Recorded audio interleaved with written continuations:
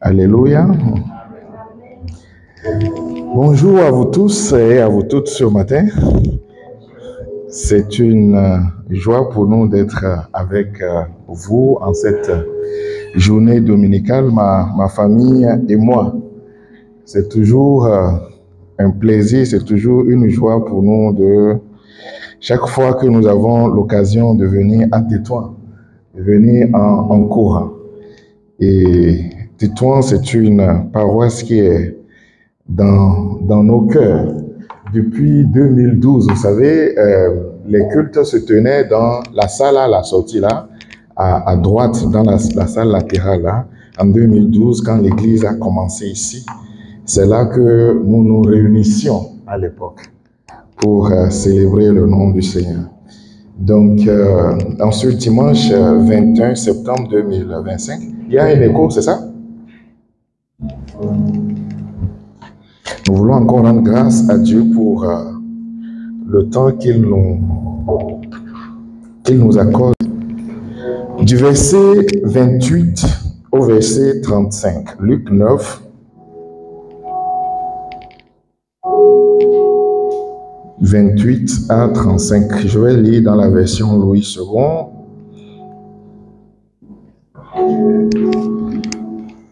Très bien. Il est écrit, environ 8 jours après qu'il eut dit ces paroles, Jésus prit avec lui Pierre, Jean et Jacques, et il monta sur la montagne pour prier.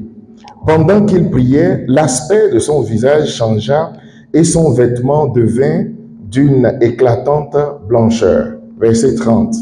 Et voici 2 hommes s'entretenaient avec lui. C'étaient Moïse et Élie, qui, apparaissant dans la gloire, parlait de son départ qu'il allait accomplir à Jérusalem. Pierre et ses compagnons étaient appesantis par le sommeil, mais s'étant tenus éveillés, ils virent la gloire de Jésus et les 2 hommes qui étaient avec lui. Verset 33. Au moment où ces hommes se séparaient de Jésus, Pierre lui dit, Maître, il est bon que nous soyons ici. Dressons 3 tentes, une pour toi, une pour Moïse et une pour Élie. Il ne savait pas ce qu'il disait. Comme il parlait ainsi, une nuée vint les couvrir et les disciples furent saisis de frayeur en les voyant entrer dans la nuée. Verset 35. Et de la nuée sortit une voix qui dit, celui-ci est mon fils élu. Écoutez-le. Celui-ci est mon fils élu. Écoutez-le. Père, au nom de Jésus, nous bénissons ton nom pour ce temps de partage autour de ta parole. Tu nous dis que l'homme ne vivra pas seulement de pain, mais de toute parole qui sortira de ta bouche. Nous voulons nous taire ce matin pour écouter cette parole que tu as préparée pour chacun de nous. Que nos cœurs soient ainsi disposés, apprêtés, préparés pour recevoir la portion qui est indispensable, nécessaire à chacun de nous afin de continuer le chemin avec toi. À toi seul soit la gloire par Jésus-Christ, notre Seigneur et Sauveur. Nous avons ainsi prié. Amen. Amen. Alléluia. Amen. Alors, j'ai intitulé la prédication de ce matin, les fonctions de la gloire de Dieu dans la vie quotidienne du croyant. Les fonctions de la gloire de Dieu dans la vie quotidienne du croyant. Comme vous le remarquez, nous sommes bien sûr, cette prédication va s'inscrire dans le thème ou bien la vision de ce mois. Alors, et la lecture de ce passage m'inspire d'abord, avant de rentrer dans le développement, quelques remarques que je voudrais faire avant de continuer. Alors, la première remarque, c'est en lien bien sûr avec le thème de ce mois, qui est la gloire et la gloire. Très bien. Alors, ici, dans notre passage, le Seigneur Jésus fait le choix de 3 disciples à qui il va donner la possibilité, le privilège de voir sa gloire, d'avoir accès à sa gloire. Et ces 3 disciples qui ont pu voir la gloire de Jésus-Christ que nous venons de découvrir dans le texte, c'est bien sûr Pierre, Jean et Jacques.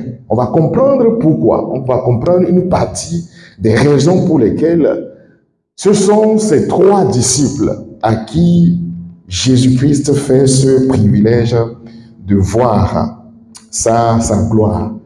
Pierre, Jean et Jacques, en effet, faisaient partie du cercle très fermé, d'un cercle très fermé de Jésus. Nous savons que ce dernier, Jésus-Christ, il a choisi 12 disciples, n'est-ce pas, avec qui il cheminait. Donc ces 12 disciples étaient avec lui, l'ont accompagné durant les 3 années et demie de son ministère. Mais parmi ces 12, Jésus-Christ avait choisi, ou bien de temps en temps, il avait auprès de lui Pierre, Jean et Jacques, qui l'accompagnaient ou bien qui étaient avec lui à des moments ou bien à des périodes essentielles, importantes de son ministère.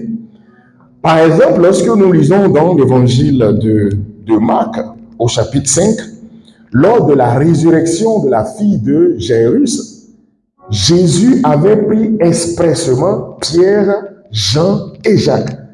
Ce sont ces 3-là qu'il a pris, et c'est avec ces 3-là qu'il est monté dans la chambre afin de prier pour la fille de Jairus qui était morte et la ressusciter. Donc, lorsque vous lisez dans Marc chapitre 5, à partir du verset 37 jusqu'au verset 43, vous voyez cet épisode. C'était ces 3 disciples. Pourquoi pas les autres? Les 9 autres. À Gethsémani, lorsque Jésus-Christ était à quelques encablures de la croix, la dernière semaine avant d'aller à la croix, Jésus-Christ choisit également ses 3 disciples, Pierre, Jean et Jacques, avec lesquels il s'est éloigné afin de prier, demander la force, la grâce venant de Dieu pour pouvoir prendre la coupe, pour pouvoir aller à la croix. Pourquoi seulement Pierre, Jean et Jacques? N'est-ce pas? Jésus-Christ est-il discriminant vis-à-vis des 9 autres disciples? Bien sûr que non. Et justement, à Gethsémani, ce qui a encore attiré mon attention, c'est de voir que, en fait, lors de l'épisode de Gethsémani, ces 3 disciples n'avaient pas pu supporter le fardeau que Jésus-Christ était en train de porter dans la prière. Lorsqu'ils sont allés à Gethsémani, Jésus s'est éloigné pour prier. Quand il est revenu 1 heure plus tard, qu'est-ce qu'il a constaté? Ces disciples-là, ces 3 étaient endormis. Il leur a dit, vous n'avez pas pu veiller avec moi 1 heure. Il s'est éloigné encore pour prier. Il revient, ils étaient encore endormis.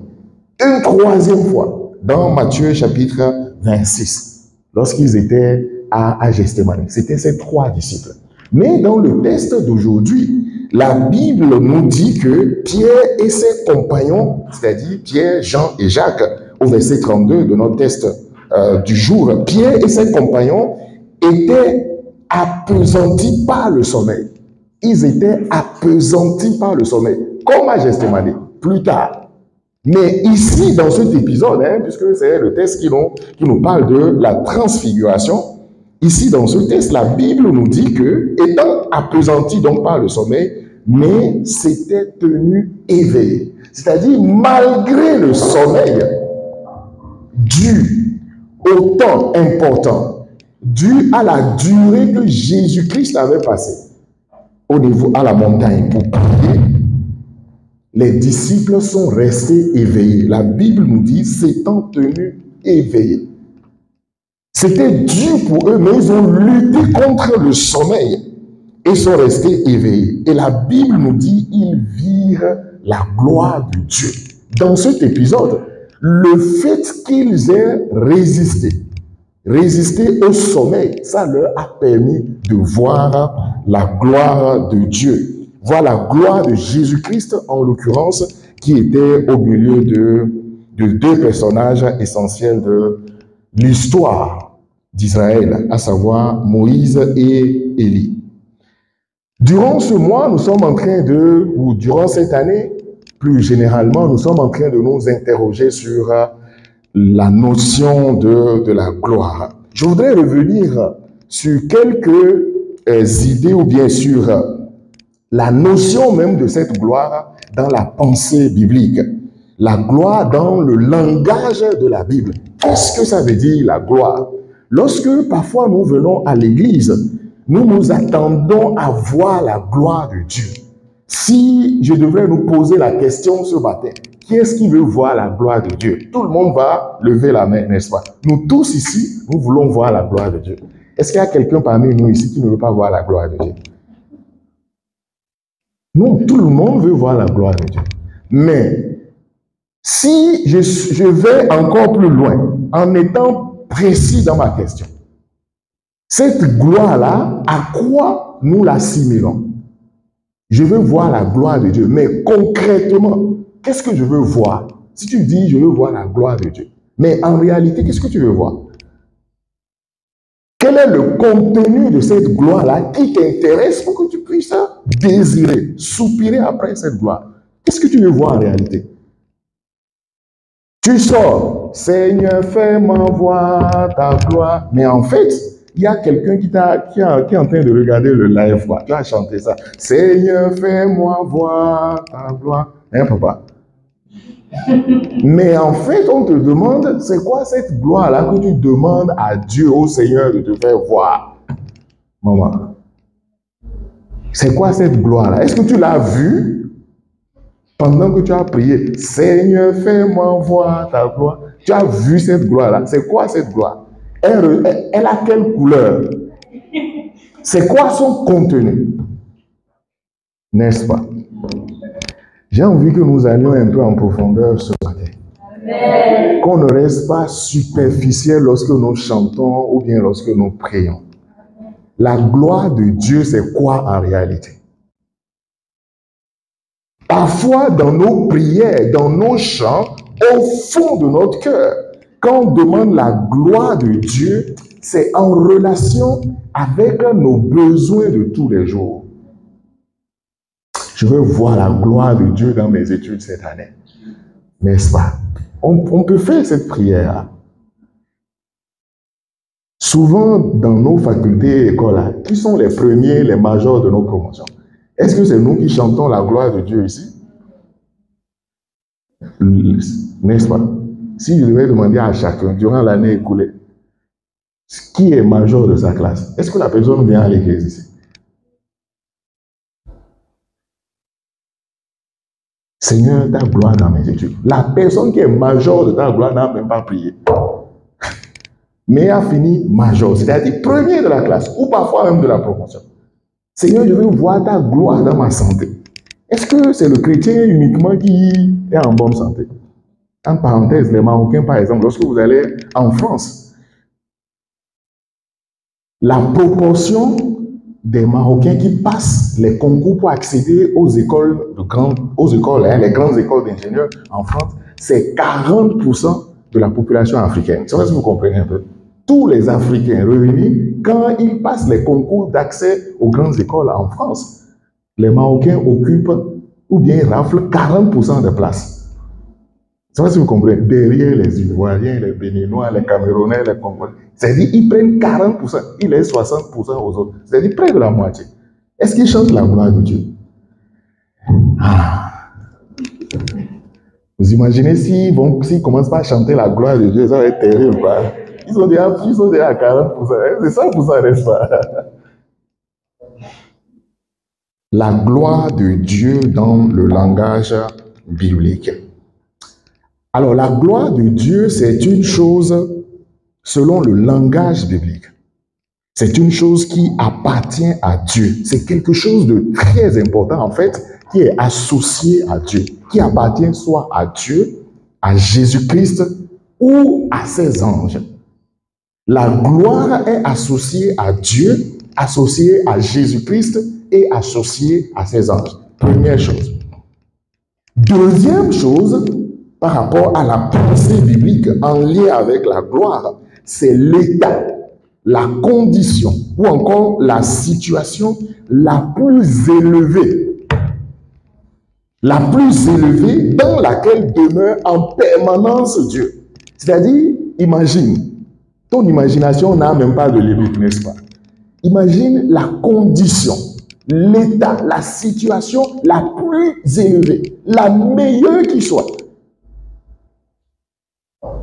au-dessus de laquelle il n'y a rien d'autre.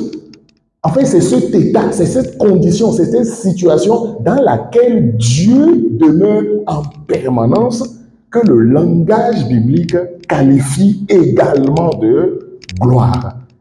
C'est cet état, cette situation de supériorité, c'est-à-dire entouré par des éclats, entouré par la lumière, par la majesté. C'est ça que la Bible considère également comme gloire, la majesté suprême de Dieu. Vous voyez, non, lorsque le roi il est assis sur son trône, n'est-ce pas? Son palais, hein, c'est en or, tout brille. Ça, c'est à l'état humain, ça. Vous imaginez la demeure de Dieu, quoi. La Jérusalem, par exemple, la Jérusalem céleste, hein, enfin, la nouvelle Jérusalem qui descendra d'en haut, là où nous allons séjourner dans l'éternité, hein, ça va être pavé d'or, quoi. Vous imaginez les rues de Mathilde, là, pavées d'or, tout brille, quoi. En fait, notre yeux, notre imagination, entendement ne peut pas encore cerner ça. Ça dépasse ce que nous pouvons penser ou imaginer. Et cette demeure de Dieu, en fait, cette situation de majesté qui est associée à Dieu, c'est ça qu'on appelle la gloire. Voilà pourquoi chaque fois on dit que la gloire soit rendue à Dieu. C'est-à-dire cette supériorité, cet honneur, cette dignité qui est associée à Dieu, qui est associée à Jésus-Christ. Avant-dernier élément, la gloire aussi désigne une vision céleste. On va revenir sur quelques éléments des définitions que je suis en train de donner. Une vision céleste. Dieu te permet d'accéder à une vision, de voir quelque chose qui n'est pas donné à tout le monde de voir.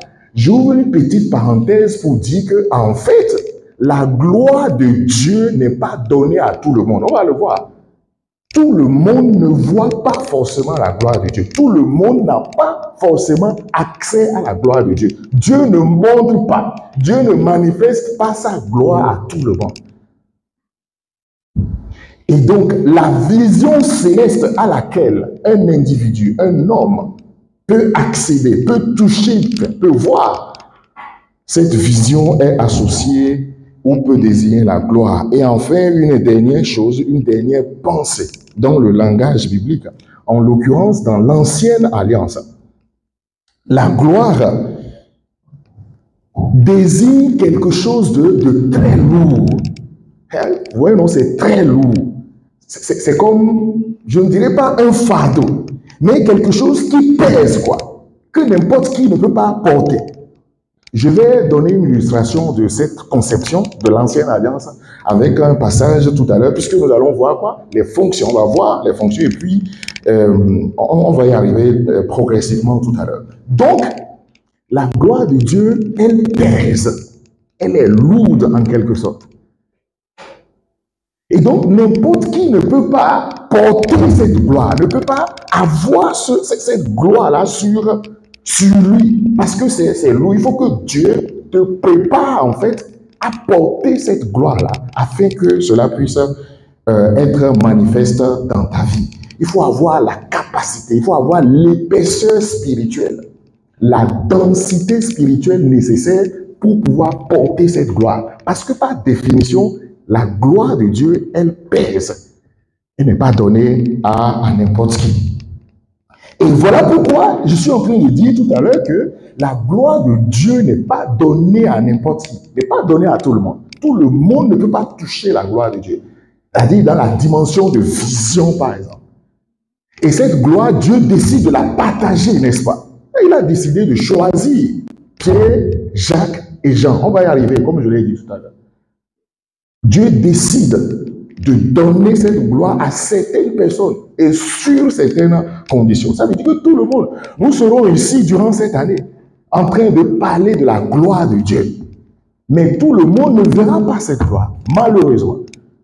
Mais je prie ce matin que Dieu te donne de voir cette gloire sous une forme ou sous une autre forme. Alors, je disais tout à l'heure que tout le monde ne peut pas voir cette gloire parce qu'il faut se préparer pour pouvoir la vivre.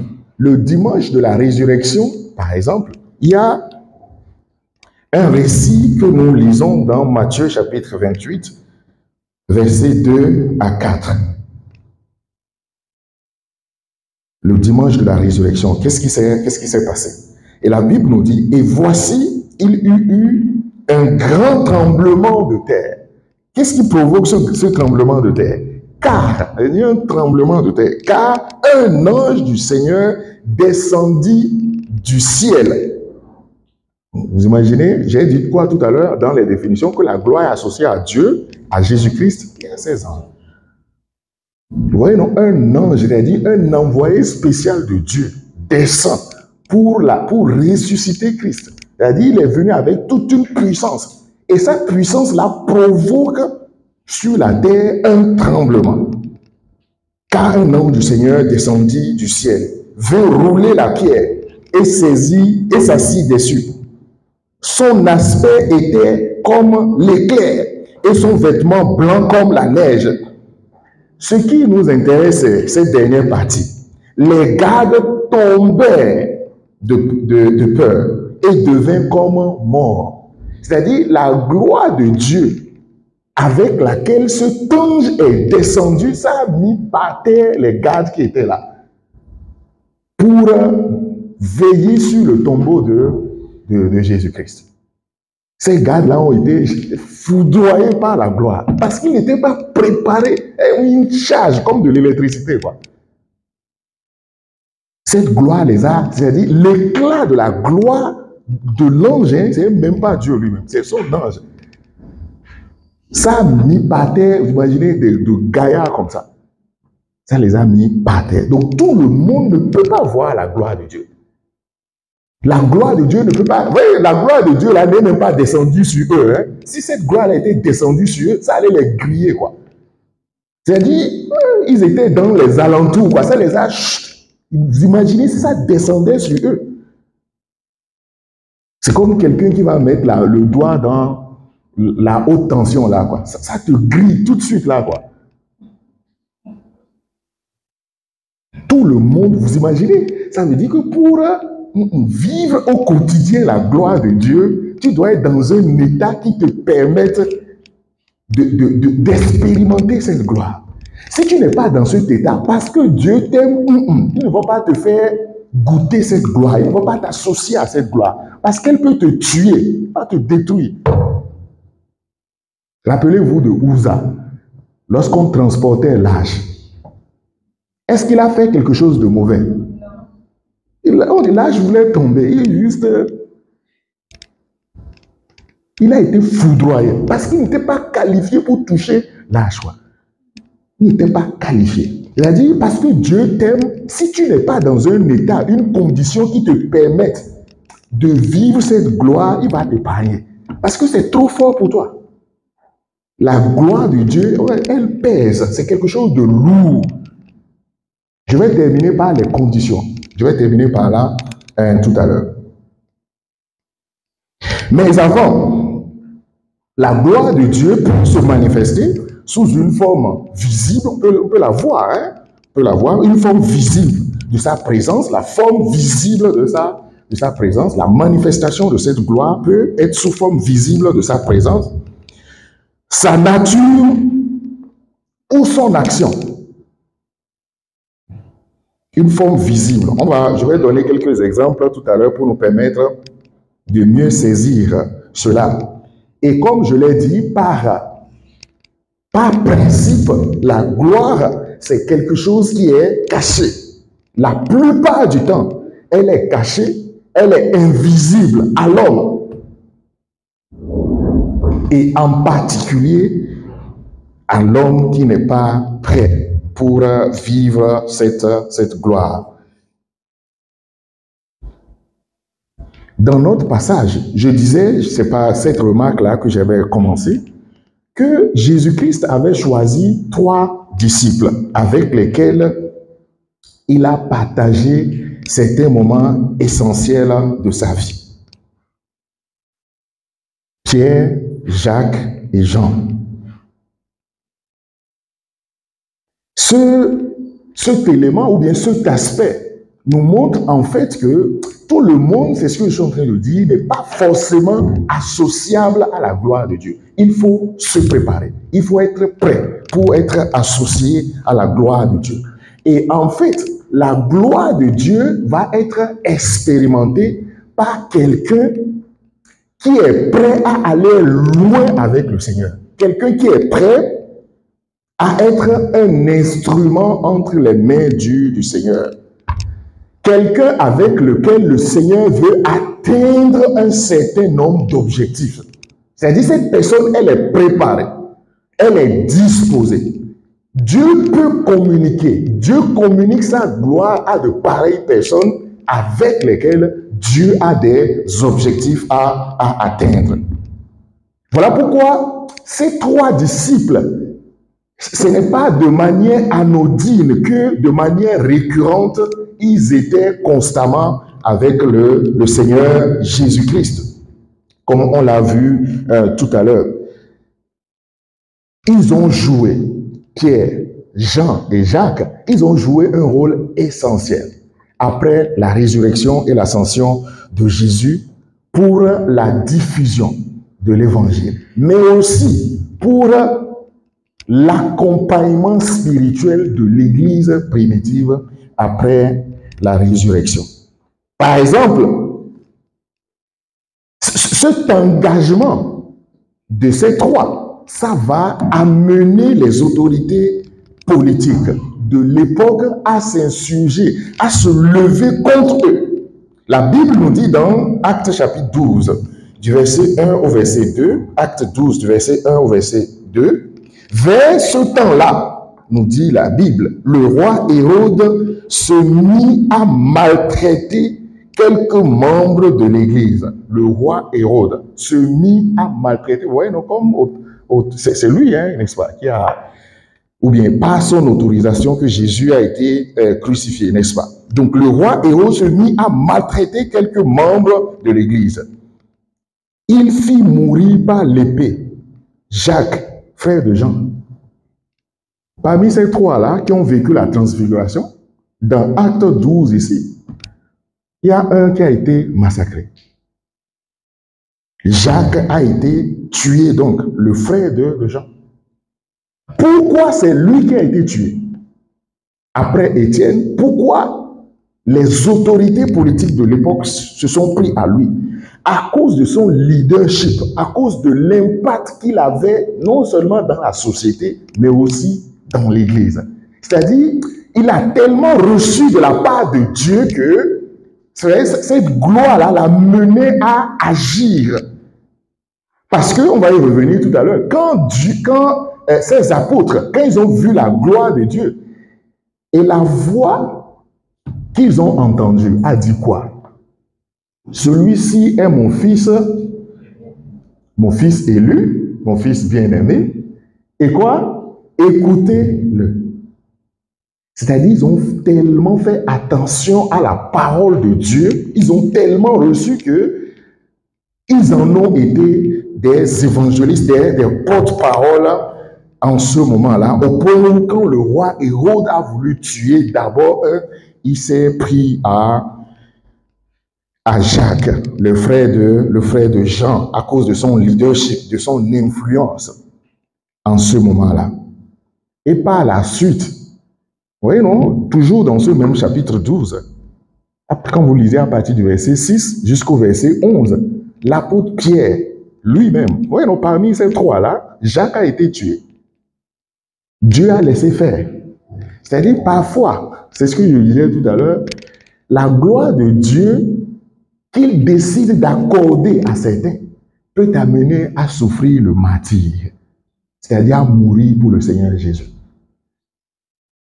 Et ce qui est extraordinaire, c'est que dans le contexte de notre passage de Luc, Jésus, avant de parler de ce texte, de la transfiguration, beaucoup d'enseignements ont été donnés. Entre autres, les conditions pour être disciple. Jésus dira, à quoi servira-t-il à un homme de gagner ce monde s'il perdait son âme? Et Jésus va parler des conditions pour être disciple. Il faut qu'il renonce à tout, y compris à lui-même, pour pouvoir le suivre. Ce renoncement peut t'amener au martyre. Ça peut t'amener à donner ta vie pour la cause du Seigneur. Est-ce que tu es prêt? Tu veux voir la gloire de Dieu? Est-ce que tu peux dire oui, si cette gloire-là peut t'amener à souffrir, à donner ta vie pour la cause de l'évangile? Vous me regardez. Tu veux voir la gloire de Dieu, non? Tu veux voir la gloire de Dieu. Tu veux vivre ce que Jacques a vécu? Est-ce que Dieu ne l'aimait pas? Il l'aimait tellement. Mais en fait, sincèrement, j'ai compris quelque chose. Il y a des niveaux que nous, chrétiens, on n'atteindra pas. Jamais.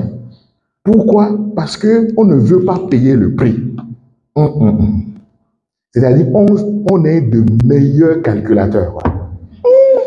Non. Je ne veux pas partir là-bas. C'est dangereux cette mission-là, n'est-ce pas?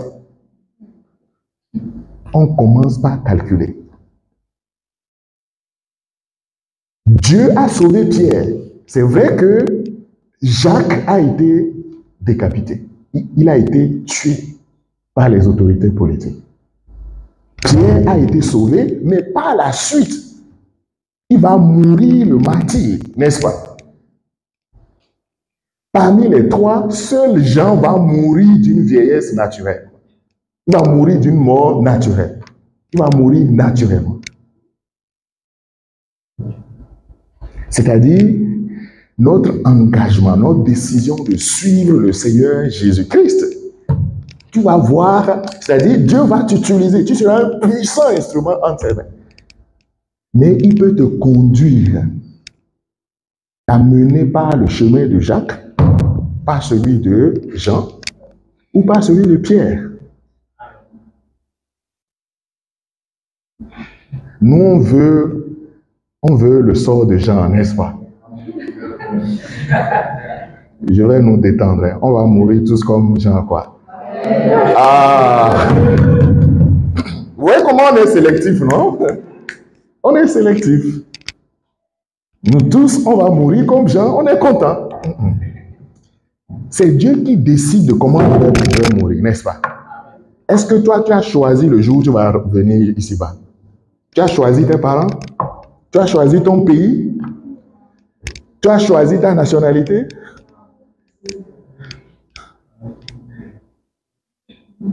Seul le Seigneur, seul Dieu sait comment est-ce que ses enfants vont quitter ici-bas. Et en fait, j'ai envie de dire que, en fait, ces disciples-là, ces disciples qui sont morts, même martyrs, c'était mourir joyeux, quoi. Ils étaient contents. Ils étaient contents d'être lapidés, de mourir pour le Seigneur Jésus. Pas parce que c'est des mazos, quoi. Non.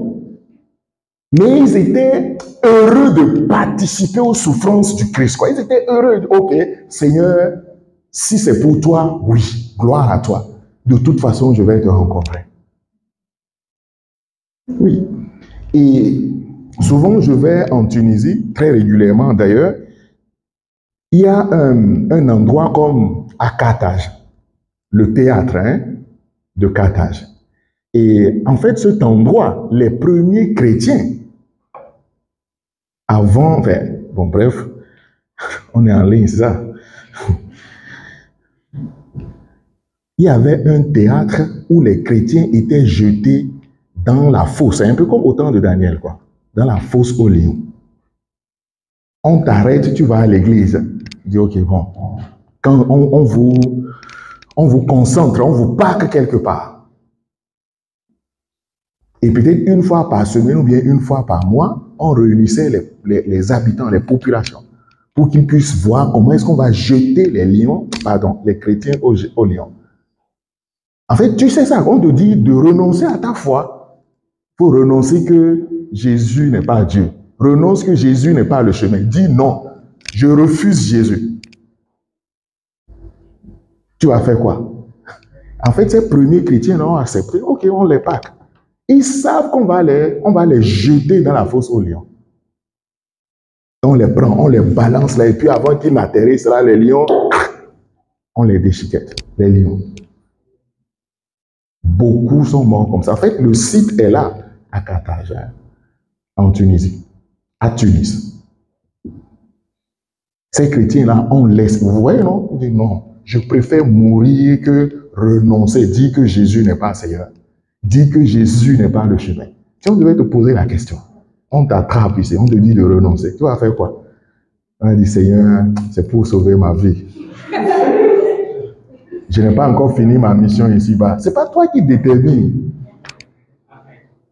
si tu as fini ou pas. Et les conditions dans lesquelles nous partirons, qui sait? Qui sait comment il va quitter ici-bas?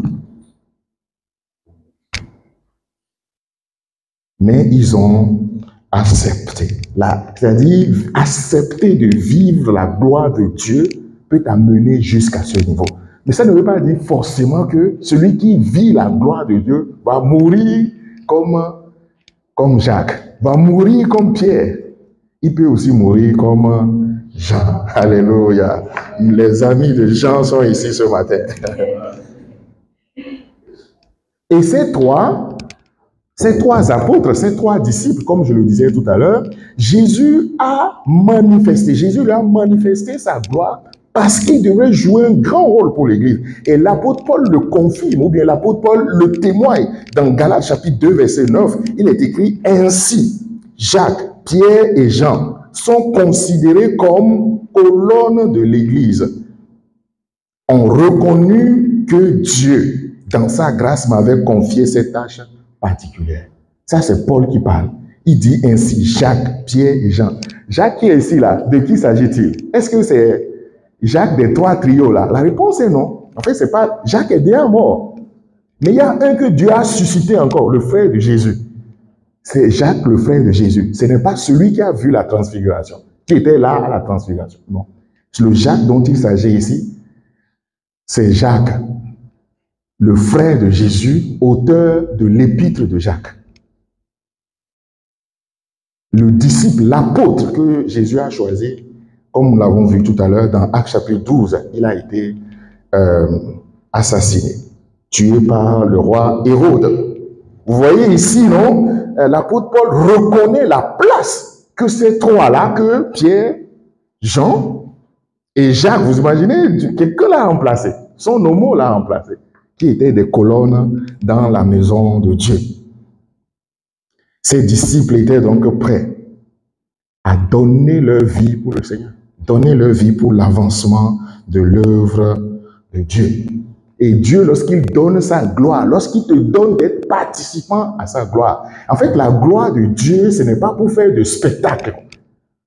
On va voir la gloire de Dieu à l'église ce soir. Il y aura des délivrances, il y aura des résurrections. Les aveugles vont voir, les sourds vont entendre, les boiteux vont marcher.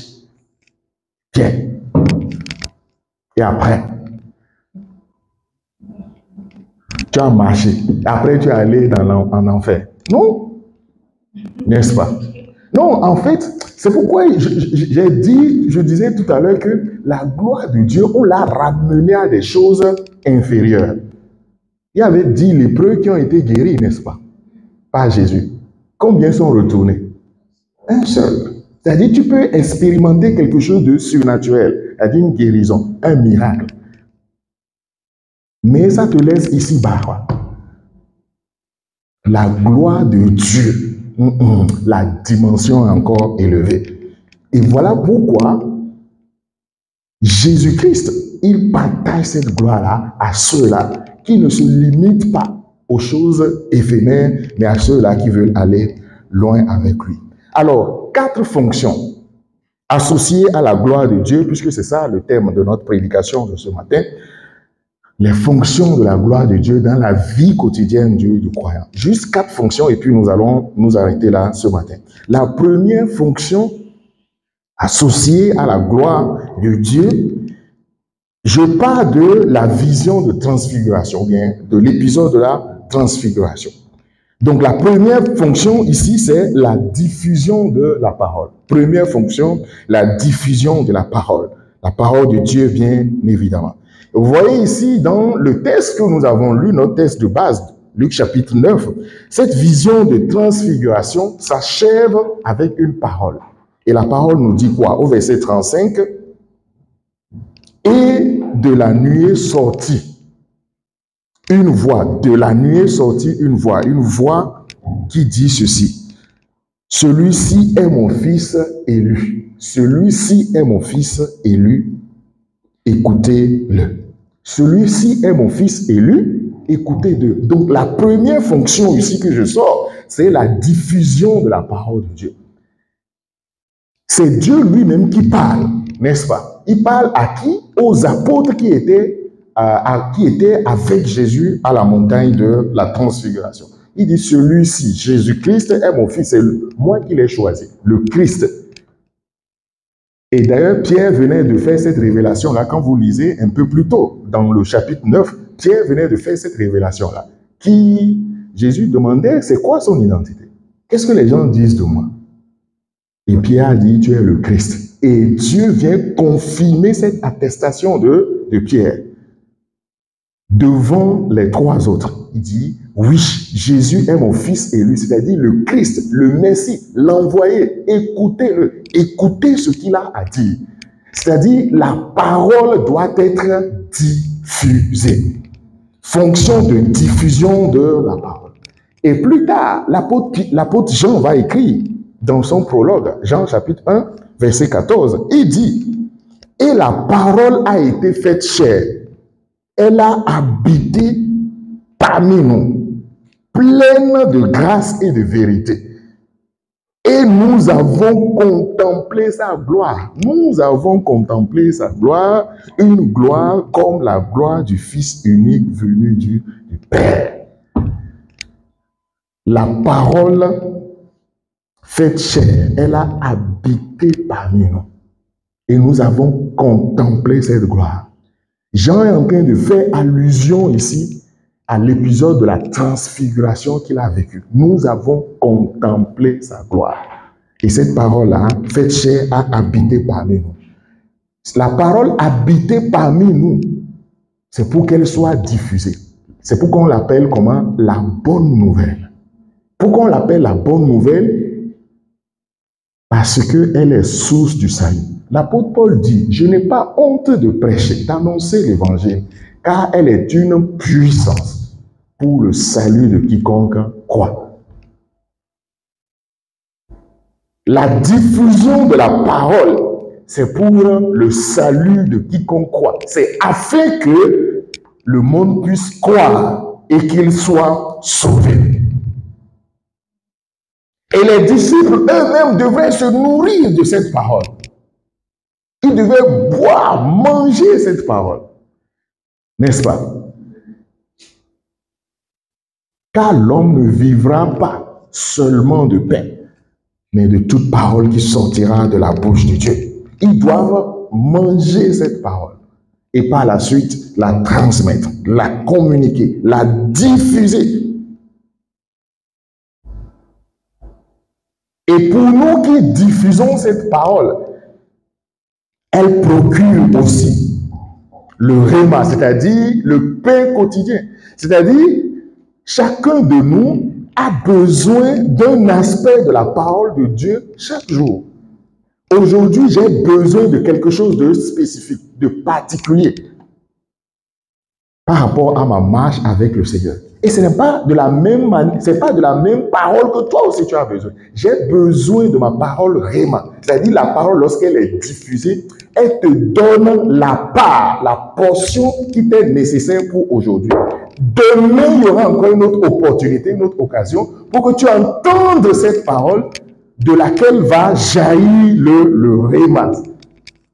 C'est-à-dire, c'est la parole déjà, j'ai envie de dire transformée, qui te donne quelque chose de particulier, qui répond à un besoin particulier. Voilà pourquoi le psalmiste, dans Psaume 119, verset 105, le psalmiste dit, « Ta parole est une lampe à mes pieds et une lumière sur mon sentier. » Ta parole est une lampe à mes pieds. Tous les jours, une lampe à mes pieds. C'est-à-dire, la parole est près de mes pieds, quoi. Ta parole est une lampe à mes pieds. Mes pieds se déplacent. Les pieds, les fonctions des pieds, c'est quoi? C'est se déplacer. Ce qui éclaire les pieds qui se déplacent, qui va d'un lieu à un lieu, ou bien les pieds qui vont d'un lieu à un lieu, c'est la parole, qui est une lumière. Fonction de diffusion. Deuxième fonction, c'est fonction de direction et d'orientation, associée donc à la gloire de Dieu. Fonction de direction et d'orientation.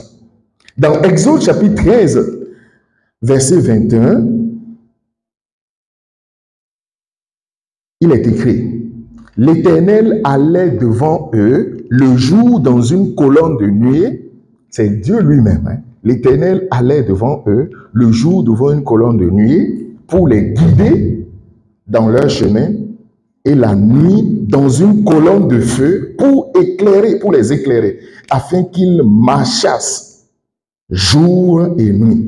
Direction et orientation pour le peuple qui a eu la grâce d'assister, de participer, de prendre part à la manifestation de la gloire de Dieu, c'est-à-dire de sa présence, la gloire de Dieu, la présence de Dieu, puisque là, Dieu lui-même, il est glorieux. On a chanté ça ce matin. Dieu lui-même, il est glorieux. Et donc, fonction de direction et d'orientation. C'est-à-dire, lorsque tu soupires à la gloire de Dieu, elle peut orienter ta vie, diriger ta vie, conduire, donner un sens, un cap à ta vie. Ça, c'est très important. Vous savez, lorsque le peuple est sorti du pays d'Égypte, Moïse a exigé que Dieu, si toi-même tu ne marches pas avec nous là, ne nous fais pas partir d'ici. Dieu a dit qu'il va envoyer son ange devant eux pour les conduire. Moïse dit non. Vous voyez, non, la puissance des anges de Dieu. Les anges descendent avec la puissance de Dieu. Moïse dit non, nous ne voulons pas ange là. On a ange là, c'est dire, bon, c'est toi maintenant.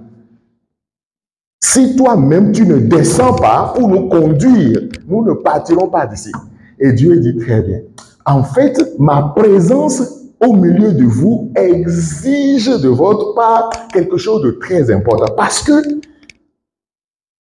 ma présence, non, il faut préparer cette présence-là. Je ne descends pas, je ne peux pas habiter. Ok, vous voulez que je sois avec vous, mais où? Moïse dit, ok, descends. Viens nous accompagner, viens nous conduire. Dieu dit que ça va vous coûter. Qu'est-ce que vous avez apprêté pour avoir ma présence permanente? C'est vrai, Dieu tantôt les conduisait, lui-même il descendait. Tantôt, c'est un ange qui l'envoyait. Mais Moïse dit, cette fois-ci, c'est toi, permanence. On n'a pas besoin d'un intermédiaire, quoi. C'est là que l'idée de construction du tabernacle est sortie. Dieu leur dit, il faut construire le tabernacle. Et ils sont restés là, ils ont fait à peu près 1 an au pied de la montagne pour construire le tabernacle selon les directives que Dieu va leur donner. Et c'est dans ce tabernacle-là que Dieu viendra faire comment? Il viendra tabernacler, c'est-à-dire habiter. Et les disciples devaient faire comment? Le peuple devait faire comment? Il devait porter le tabernacle. En fait, c'est une maison ambulante, quoi, le tabernacle, dans le désert. Ils ont pris presque 1 an pour construire ça. Une maison ambulante qui peut être une maison démontable. Et les enfants d'Israël devraient porter le tabernacle. À l'intérieur, il y avait qui? Il y avait Dieu.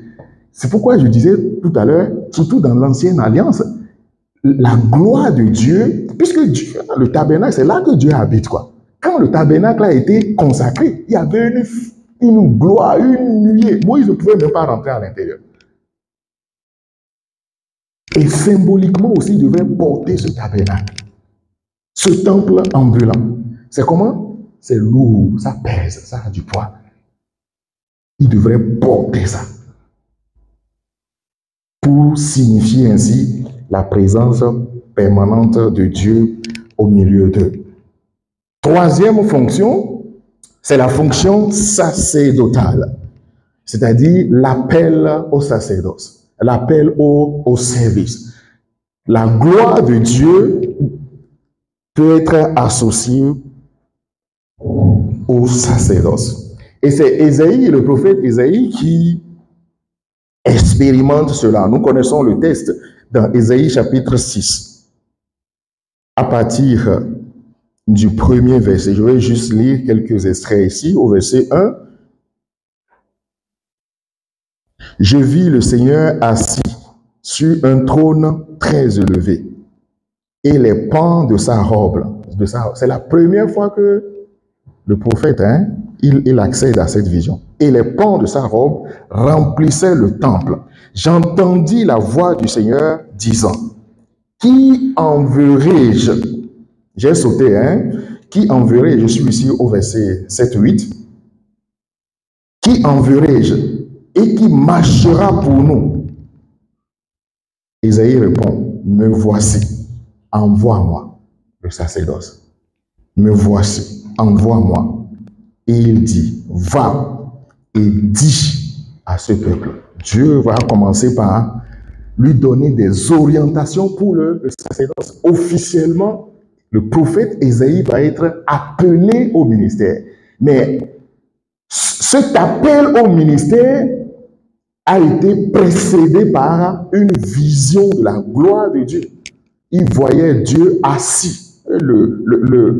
La Bible nous dit que les pans de sa robe remplissaient le temple. Et j'entendis une voix. Si tu vois la gloire de Dieu, l'accès à la gloire de Dieu t'amène ou peut t'amener à rentrer dans le sacerdoce, c'est-à-dire à servir le Seigneur. Lorsque tu dis, Seigneur, fais-moi voir ta gloire, ça peut être aussi ce cri de cœur de quelqu'un qui veut servir le Seigneur. Et Dieu va répondre à ce cri de cœur. Puisque tu dis, Seigneur, fais-moi voir ta gloire. Et vous savez, avant que Dieu ne parle au prophète Ésaïe, qu'est-ce qui s'est passé? Ésaïe a vu la gloire de Dieu, il dit, ok, je suis maudit. Parce que mes lèvres sont impures. J'habite au milieu d'un peuple aux lèvres impures aussi. Et suite à cela, donc sa bouche, ses lèvres ont été purifiées, n'est-ce pas? Par les anges, les messagers que Dieu a envoyés pour le purifier, le sanctifier. La sanctification veut dire aussi mise à part pour le Seigneur, mise à part pour Dieu. Fonction sacerdotale. Et la dernière fonction, c'est la fonction, j'ai appelé ça fonction salvatrice et d'introduction dans la nouvelle identité ou dans une nouvelle identité. C'est à partir de l'expérience de Jacob dans Genèse chapitre 32. Dans Genèse chapitre 32, à partir du verset 27,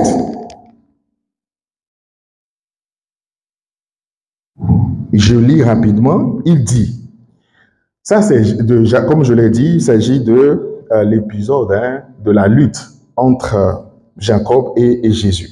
Il dit, laisse-moi partir, car l'aurore se lève. Jacob répondit, un face-à-face entre Jacob et Dieu. Jacob a vu ici la gloire de Dieu. Il a vu Dieu. Il a vu sa gloire. Jacob répondit, je ne te laisserai pas partir avant que tu m'aies béni. Il répondit, quel est ton nom? Il demanda, quel est ton nom? Il répondit, Jacob. Il ajouta, ton nom ne sera plus, c'est Dieu qui parle. Vous voyez nos dialogues entre Dieu et Jacob, bien évidemment. Ton nom ne sera plus Jacob, mais tu seras appelé Israël. Car tu as lutté avec Dieu et avec des hommes, et que tu as été vainqueur. Verset 30, Jacob lui demanda, révèle-moi donc ton nom. Il répondit, pourquoi demandes-tu mon nom? Et il le bénit là. Jacob appela cet endroit Péniel. Car, dit-il, j'ai vu Dieu face à face et ma vie a été sauvée. J'ai vu Dieu face à face et ma vie a été sauvée. En fait, pour revenir sur un élément ou quelques éléments de contexte, vous savez que Jacob, lorsqu'il a trahi, entre guillemets, il a volé. Bon, il a pris le droit d'aînesse de son frère Ésaü et il est parti, n'est-ce pas? Ésaü était en colère, n'est-ce pas? Car il s'est rendu compte que son petit frère lui a joué un mauvais tour. Il était en colère. Et ici, dans ce passage de Genèse chapitre 32, Jacob venait de fuir aussi chez Laban. Il a fui la maison de son père. Il est parti chez Laban, où il s'est marié, n'est-ce pas? Il a eu des épouses là-bas. Et là-bas encore, il va fuir. Mais en fuyant, son frère Ésaü apprend que Jacob arrive. Son frère Ésaü, il a mobilisé une armée de combien de personnes? 400 personnes. C'est-à-dire, il y avait même plus de soldats dans l'armée d'Ésaü là que toute la famille de Jacob lui-même. 400 soldats qu'il a mobilisés pour exterminer Jacob et toute sa famille. Et Jacob apprend donc que Ésaü arrive avec cette armée. Et durant cette nuit-là, il sépare sa famille en deux groupes. Et lui-même, il s'isole. Et c'est dans cet isolement, en cherchant la face de Dieu, en priant que le Seigneur va se révéler à lui. À cet endroit nommé Péniel, j'ai vu Dieu face à face. Il va se mettre à prier. Et ce qui est intéressant dans cette séquence, c'est que, vous savez combien d'années se sont écoulées entre la fuite de Jacob, de sa maison, enfin de la maison de ses parents, jusqu'à cet épisode de Genèse chapitre 32, c'est-à-dire la rencontre avec son frère Ésaü. Environ 20 ans. Pendant 20 ans, Jacob était en train de fuir son frère Ésaü. Et après 20 ans, il va se mettre à fuir encore son beau-père Laban. Vous voyez, donc pris en étau entre Ésaü et son beau-père. Pendant 20 ans. Il a fallu que Jacob ici rencontre le Seigneur, expérimente la gloire du Seigneur, voit Dieu face à face pour être délivré de cette fuite-là qui dure depuis environ 20 ans. Fugitif depuis environ 20 ans.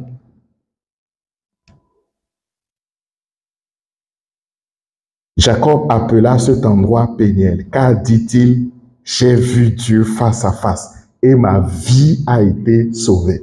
Avant même qu'il ne rencontre Ésaü, il a eu la certitude qu'il ne mourra plus, quoi. Parce qu'il a rencontré Dieu. Parce que la gloire du Seigneur s'est révélée à lui cette nuit même. Il n'a pas encore rencontré Ésaü, mais il a su que là, je suis sauvé. Pourquoi? parce que j'ai rencontré Dieu. Je l'ai rencontré face à face. Voilà pourquoi j'ai appelé cette quatrième fonction, fonction salvatrice, mais aussi fonction d'identité dans une nouvelle identité. Jacob réalise que cette rencontre avec le Seigneur Jésus, avec Dieu, le sauve. Mais introduction dans une nouvelle identité. Comment? Pourquoi? Mais en fait, puisque Jacob devrait mourir ce jour-là, dans Genèse 32, là, c'est là qu'il devait mourir. Parce qu'il y avait une armée qui venait devant lui. 400 personnes. C'était pour le tuer. Mais il a eu la vie sauve. Et Jacob, vous savez combien d'années il a vécu encore après Genèse 32? Jacob a vécu environ 56 ans après cet épisode. Sa vie devrait s'arrêter dans Genèse 32. Il est mort âgé de 147 ans, je pense. N'est-ce pas? Jacob est mort âgé de 147 ans. 147 ans moins 56 ans. C'est l'âge qu'il avait dans Genèse 32 ici. Et ce que je voudrais nous souligner ici, durant ces 52 ans-là, beaucoup de choses se sont passées. En fait, Jacob n'avait pas encore accompli toute sa destinée. Si sa vie s'arrêtait dans Genèse 32, il n'aurait pas eu Benjamin. La 12e tribu, Benjamin n'aurait pas existé. Benjamin n'était pas né dans Genèse 32. Donc ça veut dire qu'un pan de sa vie, de son histoire n'allait pas exister. Benjamin n'allait pas exister. Si Benjamin n'allait pas exister, toute la descendance, vous imaginez, toutes ces tribus, tout ce pilier, vous vous rappelez de ma dernière prédication ici, c'était en janvier, pour ceux qui étaient là. Cette tribu de Benjamin n'allait pas exister en Israël. Parce que papa Jacob est mort, est tué. Il n'est pas allé au bout de sa destinée. Et ça veut dire que dans l'histoire d'Israël, il y a des figures emblématiques, des figures importantes qui n'allaient pas exister dans ce pays. Comme le roi Saül, par exemple, n'allait pas exister. Jonathan n'allait pas exister, puisqu'ils sont de la tribu de Benjamin. Vous savez ce que Jonathan était pour le roi David, n'est-ce pas? Mardochée n'allait pas exister lorsque le pays a été déporté. La reine Esther n'allait pas exister. Et nous savons comment Dieu les a utilisés pour sauver tout le peuple. Et le dernier personnage que j'ai envie de citer dans la Nouvelle Alliance, c'est qui? Une figure importante de la Nouvelle Alliance, dans le Nouveau Testament, qui est de la tribu de Benjamin. Qui? L'apôtre Paul. Alléluia. Paul n'allait pas exister lui aussi, parce qu'il est de la tribu de Benjamin. Vous imaginez ce que l'humanité allait perdre, ce que l'Église aurait perdu, parce que la vie de Jacob a été court-circuitée. Que le Seigneur te préserve d'un court-circuit ici-bas au nord de toi.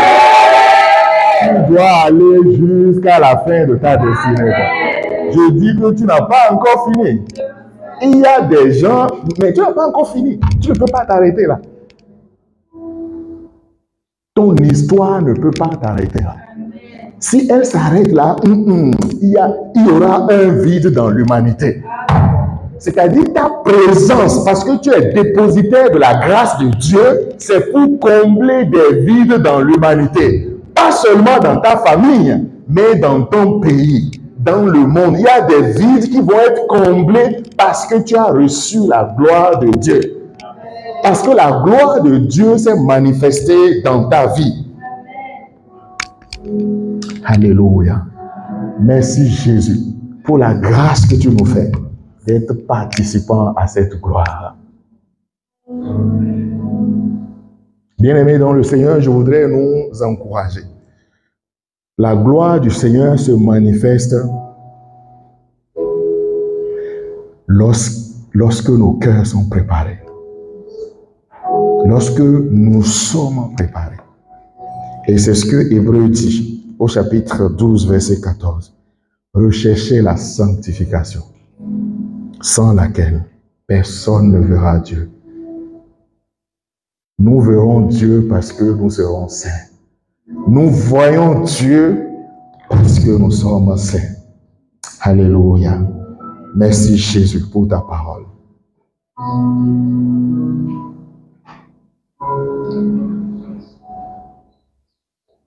Merci Jésus. Seigneur, après avoir entendu ces paroles, ces différentes fonctions qui nous sont utiles, nécessaires dans notre vie de tous les jours, la direction, la diffusion de ta parole, le salut par rapport à des situations difficiles de nos vies. Ô Père, nous voulons de manière conséquente demander, prier pour voir ta gloire, parce que nous savons ce qu'elle contient.